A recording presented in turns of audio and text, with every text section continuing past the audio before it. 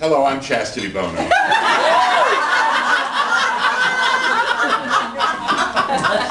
transition is complete. Probably Chaz, I forgot my name. I can say that because my entire adult life I've been mistaken for Chastity Bono by her mother. His mother. Because Cher somehow missed that Wikipedia entry. But I wrote a lot for Cher, for Sonny and Cher, and Sonny without Cher, and Sonny, we're not speaking, but we're doing the act together, Cher, we're getting divorced, we need the money, Cher. I've done all of those. In fact, this Vegas act that we just did, the first day rehearsal when I went in, and she said, Vilanch, you fat fuck, you still in the business? And they've never seen a gay man do a Cher impression. But I looked at her and I said, I like this face, keep this one. Because they peel off every year. Anyway, well, I can't believe after that Wikipedia entry, some of which is actually true, I can't believe I'm headlining in Montrose.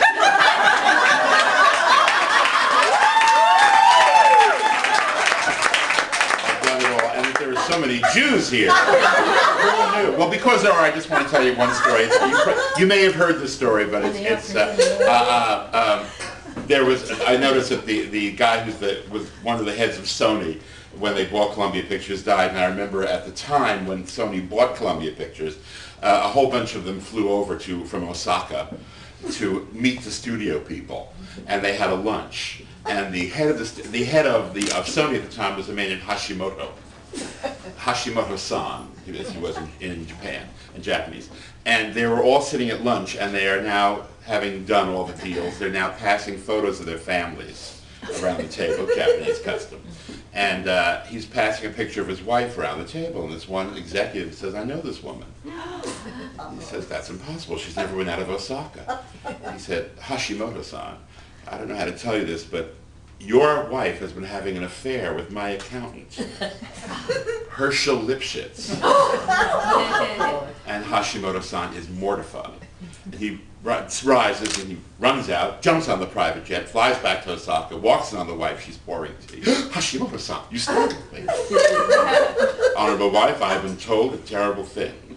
I understand you are having an affair with an American named Herschel Lipschitz. Hashimoto-san, who has been telling you this, Nishigatsu?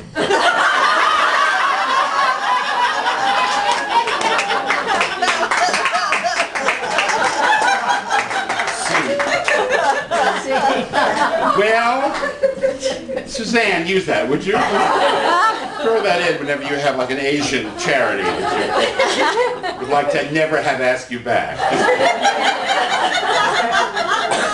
Well, it's women who write, so and I have so many women friends who write, so I wasn't exactly sure what to bring to read. So I brought naturally three little things that are both all written by show business personalities, and they're all friends of mine who I've known really a long time. And the first one is the inimitable Star Jones.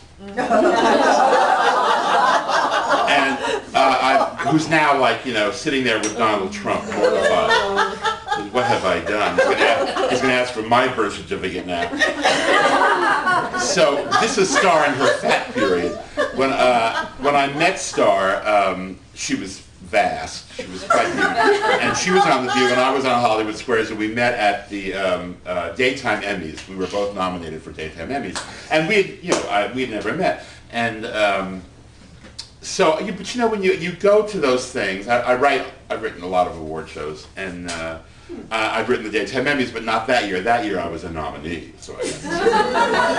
With Whoopi and the white guy she was with at the time, and Frank Langella, if memory serves. And we sat there and we were waiting to lose, and Star Jones drifted by, which is kind of like saying, the Enterprise. So, that large and somewhat darker. And she goes by and and I thought, well, we're all there, we're all in show business, we all know each other, right? So I go up to her and I say, Star! Like I know her. I said, I'm such a fan, I think you're just so wonderful. And she just sort of looked at me and froze and said, "Thank you," and turned and just walked away.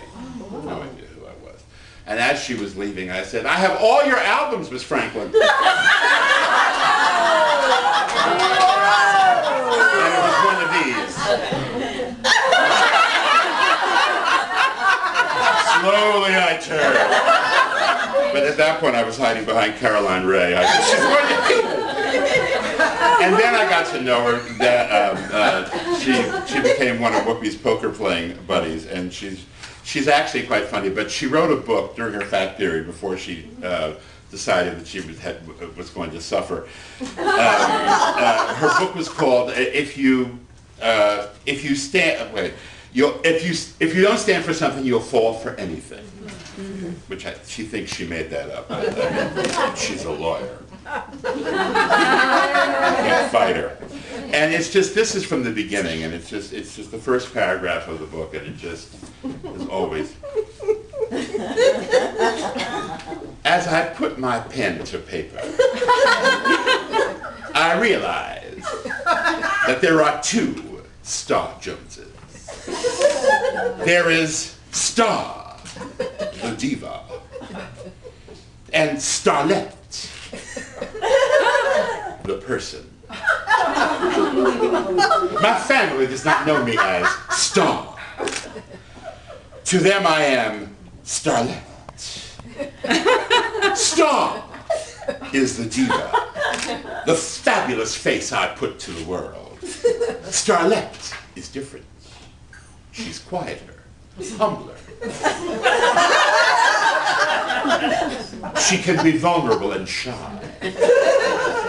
My friend Vanessa knows us both. It's Star who was wined and dined by the rich and the famous at the Ritz in Paris and on the Swiss Riviera.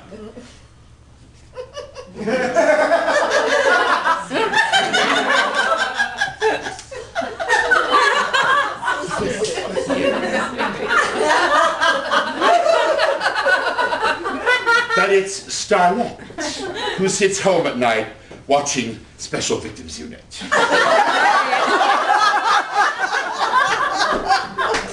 When I'm not in my fabulous clothes and cars with my fabulous friends, you can find me at White Castle, feasting on a half dozen of those greasy burgers.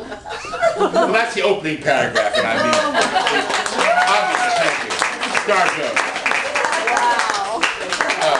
Yeah, I know. You really have to read the book. I always get confused with Judge Judy's book, which is don't pee on my leg and tell me it's raining, and hers is if you don't stand for something, you'll fall for anything. I don't know. This is actually from my friend Shirley MacLaine's new book, which is called I'm Over All That. And I've known Shirley for a long, long time, and I've written for Shirley, and I always. When people ask me about writing, for comics, I say it's very important that you write for the people, that they know who they are when they're on stage, that they have a persona. And I said, Shirley MacLaine knows who she is, she knows who she was. Doubly easy to write for her. I missed her birthday was Sunday, and I missed her and called it her yesterday, and she said, it's okay, today's my birthday in some other life.